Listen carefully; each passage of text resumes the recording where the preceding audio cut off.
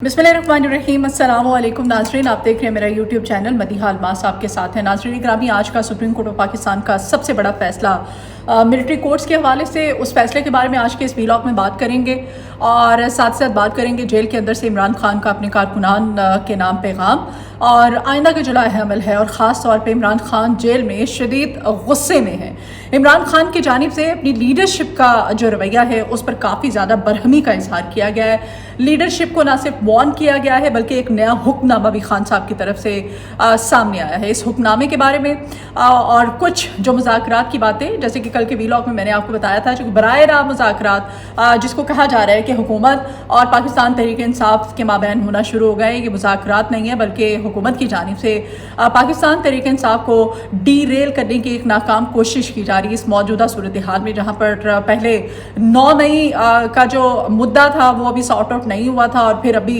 जिस तरह से 26 नवंबर को अपना सारा किया धरा जो है वो हुकूमत की जानिब से जो किया धरा और रियासत का वो पाकिस्तान तहरीक इंसाफ पर डालने की कोशिशें की जा रही हैं, बजाय कि इस अभाम को दूर किया जाए। जो बीच में रंजिशें थी, जो दूरियां थी, जो गलत फहमियाँ थी, जो इख्तलाफात थे, वो इस्टेब्लिशमेंट और पाकिस्तान तहरीक इंसाफ को एक दूसरे से दूर करने की हुकूमत की जानिब से नाकाम कोशिश, और इस नाकाम कोशिश के बारे में आज के इस व्लॉग में अब क्या होने जा रहा है आपके सामने तफसीलात रखूँ। नाज़रीन ग्रामी, आज के इस व्लॉग में सबसे पहले बात करते हैं जी सुप्रीम कोर्ट ऑफ पाकिस्तान का जो आइनी बेंच है, जिसका फैसला बड़ा फैसला सामने आया और इसको पाकिस्तान तहरीक इंसाफ इमरान खान, आपको पता ही है 9 मई के बाद जिस तरह से मुश्किलात पैदा की गई, जो मुकदमात बनाए गए, खान साहब जेल में हैं जिसके पेश नज़र, और जिससे साबिक DG ISI फैज़ हमीद के साथ भी जोड़ा जा रहा है और इमरान खान साहब के साथ भी, कि ये इमरान खान साहब और फैज़ हमीद साहब के इंस्ट्रक्शन पर इमरान खान साहब का ये किया धरा है सारा सानहा 9 मई। और 9 मई का आज जो 85 मुल्ज़िमान हैं 9 मई के, उनके बारे में सुप्रीम कोर्ट ऑफ पाकिस्तान ने कहा है जी कि इनका जो फैसला है उसका इख्तियार आज मिलिट्री कोर्ट को दे दिया गया है। मिलिट्री कोर्ट्स को इख्तियार देना, और सुप्रीम कोर्ट ऑफ पाकिस्तान की जानिब से ये भी बताती चलूँ कि 24 अप्रैल को भी इस केस की समाअत हुई थी कि इख्तियार दिया जाए मिलिट्री कोर्ट्स को, लेकिन सुप्रीम कोर्ट ऑफ पाकिस्तान की जानिब से इख्तियार मिलिट्री कोर्ट्स को 24 अप्रैल को नहीं दिया गया था। और आज सुप्रीम कोर्ट ऑफ पाकिस्तान के आइनी बेंच ने मिलिट्री कोर्ट्स को बाकायदा इख्तियार दे दिया है कि सानहा 9 मई के जो 85 मुल्ज़िमान हैं उनका फैसला कर दिया जाए। आज जैसे हम केस की समाअत हुई और अदालत की जानिब से ये रिमार्क्स भी सामने आए, कहा गया कि आज किसी भी केस की कोई समाअत नहीं होगी, आज सिर्फ मिलिट्री कोर्ट्स वाला मामला जो है उसका हम फैसला करेंगे। एक तरह से अगर देखा जाए मौजूदा हालात में तो ये एक अबहाम जो था वो भी दूर हो चुका है, लेकिन दूसरी जानिब इमरान खान का और पाकिस्तान तहरीक इंसाफ का डेफस से एक ही मौक़िफ़ है 9 मई को लेकर के कि इसकी शफाफ और आज़ादाना तहकीकात होनी चाहिए और मेरिट पर होनी चाहिए। खान साहब कहते थे जी कि इस पे जुडिशल कमीशन जो है मुनसिफाना और शफाफ बनाया जाए, और इस हवाले से भी सुप्रीम कोर्ट ऑफ पाकिस्तान में केस भी चल रहा है, लेकिन अभी तक सुप्रीम कोर्ट ऑफ पाकिस्तान इस हवाले से फैसला नहीं कर सकी है। ताहम अब जो मिलिट्री कोर्ट्स को इख्तियार दे दिया गया है, इसकी कुछ तफसीलात हैं। आज एडिशनल अटॉर्नी जनरल थे वज़ारत दिफा के वकील ख्वाजा हारिस से, और जो पैनल था उस पैनल पे समाअत के दौरान जो रिमार्क सामने आए उसकी कुछ तफसीलात आपके सामने रखती हूँ। जस्टिस अमीनुद्दीन खान साहब ने कहा जी कि आज सिर्फ फौजी अदालतों वाला मामला ही हम सुनेंगे।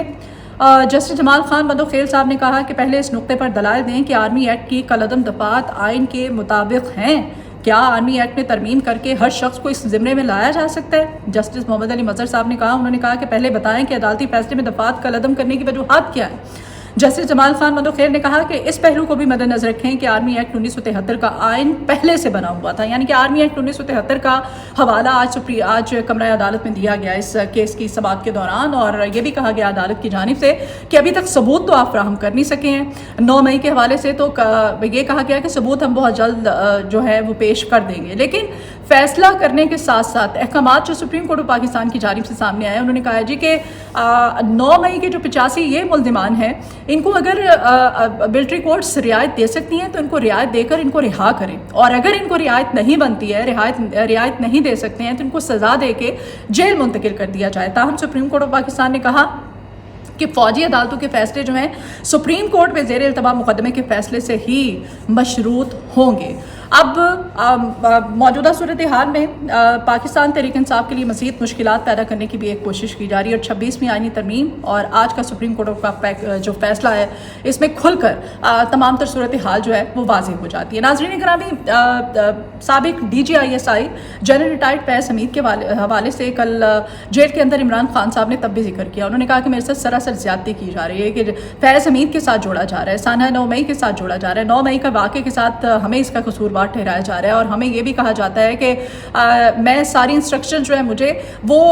فیض حمید دیا کرتے تھے۔ لیکن یہاں پر یہ بھی دیکھیں نا، جو احتساب کرنے والے ہیں، جو ٹرائل کرنے والے ہیں، وہ سب سے پہلے احتساب جا کے جنرل باجوہ کا کریں، جنہوں نے ایک چلتی ہوئی حکومت کے خلاف سازش کی تھی، اور سازش کر کے پاکستان تحریک انصاف کی حکومت جو ہے اس کو ختم کیا تھا، اس کو گرایا تھا۔ تو سب سے پہلے انہوں نے کہا احتساب تو پھر جنرل باجوہ کو ہونا چاہیے، اور فیض حمید صاحب کو جو انسٹرکشنز ہیں وہ جنرل باجوہ دیا کرتے تھے، اور میں فیض حمید سے انسٹرکشنز نہیں لیا کرتا تھا، بلکہ جنرل باجوہ فیض حمید کو انسٹرکشنز دیا کرتے تھے۔ اور انہوں نے کہا کہ 9 مئی کے جتنے بھی ہمارے بے گناہ کارکنان ہیں جن کو کہ مورد الزام ٹھہرایا گیا، سارا ملبہ پاکستان تحریک انصاف پر ڈالا گیا، اس حوالے سے بھی سوچنا ہوگا، یعنی کہ ان احتساب جو ہے وہ جنرل باجوہ کا ہونا چاہیے۔ ناظرین گرامی، خان صاحب میڈیا کے نمائندوں سے انہوں نے غیر رسمی گفتگو کی ہے۔ کل بھی وہ کہہ رہے تھے کہ فوج کا یہ اندرونی معاملہ ہے، اگر یہ فیض حمید کا احتساب کرنا چاہتے ہیں، اگر وہ مورد الزام ہے، وہ قصوروار ہے، تو ان کا احتساب ہونا چاہیے، ہر اس شخص کا احتساب ہونا چاہیے جو ملوث ہے کسی نہ کسی طرح سے۔ خان صاحب نے سول نافرمانی کی تحریک کی کال اور بڑا حکم دیا جیل کے اندر سے۔ انہوں نے کہا ہے، انہوں نے وارن کیا اپنی لیڈرشپ کو، انہوں نے کہا ہے کہ میں جب خبریں دیکھتا ہوں، اخبار پڑھتا ہوں، جو خبریں میرے سامنے آتی ہیں تو مجھے سمجھ میں آتا ہے کہ باہر تو سب ہنسی خوشی زندگی گزار رہے ہیں، اور مجھے نظر آ رہا ہے کہ میری جو لیڈرشپ ہے یہ کمپرومائزڈ ہے، ٹھیک ہے۔ انہوں نے کہا کہ ایسا ہرگز نہیں، انہوں نے اپنی لیڈرشپ کو ایک دفعہ پھر سے کہا، انہوں نے کہا جی کہ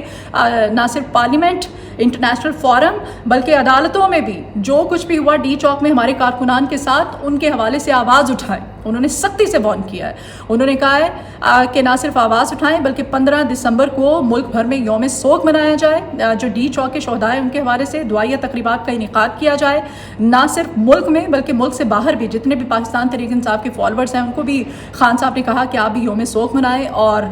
یکجہتی کا اظہار کریں ڈی چوک کے شہداء کے ساتھ۔ خان صاحب جو ہیں وہ کہتے ہیں کہ جنرل فیض حمید صاحب جو ہیں ریٹائرمنٹ کے بعد ہماری کیا مدد کر سکتے تھے، ہم ان سے کیا فائدہ اٹھا سکتے تھے، اور احتساب جنرل باجوہ کا اس وجہ سے وہ کہتے ہیں کہ جنرل باجوہ کی وجہ سے ہماری حکومت ختم ہوئی تھی، اس کی گواہی شاہد خان عباسی بھی دے چکے ہیں، فضل الرحمان بھی دے چکے ہیں، اور محمد زبیر بھی یہ بات کنفرم کر چکے ہیں کہ ایک منتخب حکومت کے خلاف سازش کر کے جنرل باجوہ نے کس طرح سے ہماری حکومت کو ختم کیا تھا۔ یہ تمام تر صورتحال، لیکن لیڈرشپ کے ساتھ خان صاحب شدید نالاں ہیں۔ اچھا جی، کل توشہ خانہ 2 کیس میں فیصلہ کرنے والے جج شاہ رخ ارجمن کے سامنے، جیسے کل فرد جرم عائد کر دی گئی تھی بشرا بی بی اور عمران خان پر، آپ جانتے ہیں،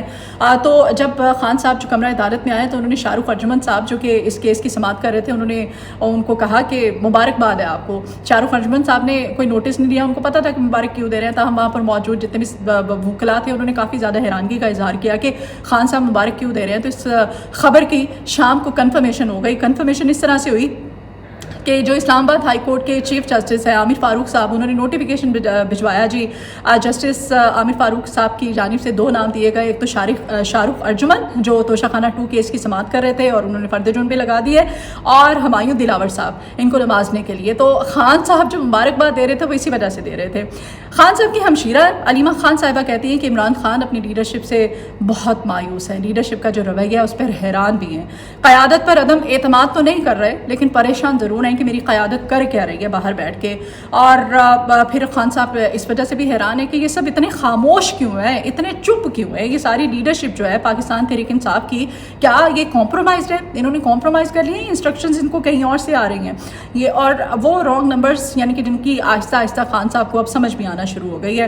خان صاحب نے کہا کہ خبروں میں لکھا ہوا ہے، مجھے نظر آتا ہے، میں جانتا ہوں کہ باہر چل کیا رہا ہے، باہر سارے آپس میں جیسے بہت زیادہ خوشی سے رہ رہے ہیں. جیسے مذاکرات کے حوالے سے کل میں نے ویلاگ میں آپ کو بتا دیا تھا، یہ جو کہا جا رہا تھا نا کہ برف پگھل رہی ہے، اب جمود ٹوٹتا ہوا نظر آ رہا ہے. یہ جمود اور یہ برف پگھلنے کی باتیں جو ہیں یہ سراسر زیادتی تھی. سینیٹر عرفان صدیقی صاحب اور خواجہ آصف صاحب جو ہیں وہ کہتے ہیں جی، خواجہ آصف نے کہا ہے کہ